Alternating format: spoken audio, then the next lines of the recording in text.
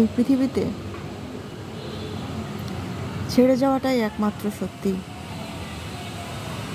বসন্ত আসুক,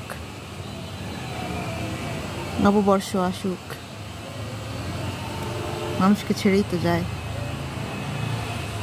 যখন দেখবেন যে গাছে নতুন পাতা এসছে, তখনই মনে করতে হবে যে এটা ক্ষণস্থায়ী। যখন কোনো ফুল ফুটবে, তখনও বুঝতে হবে যে সে ঝরে যাবে। কোনো মানুষের আগমন যতটুকু আনন্দিত করে মনকে, সেই মানুষটার গমন, সেই মানুষটার তিরোধান কিংবা সেই মানুষটার মৃত্যু ততটাই কষ্ট দেয়।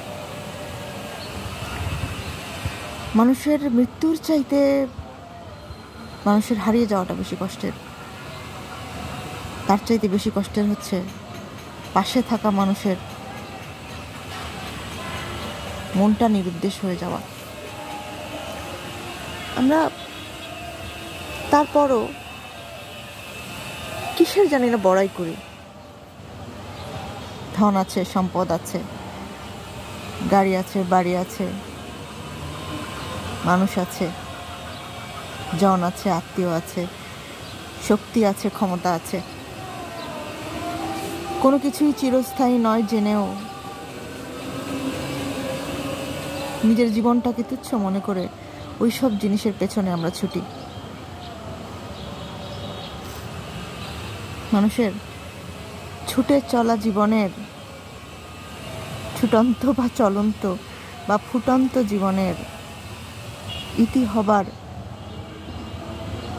মোক্ষম কাল যখন আসে, তখন মানুষ বুঝতে পারে যে ভালোবাসার যে সঠিক উপাত্তটিকে সে হারিয়েছে, সেটা থাকলে তার মৃত্যুটাও একটা বেহালার সুর হতে পারত।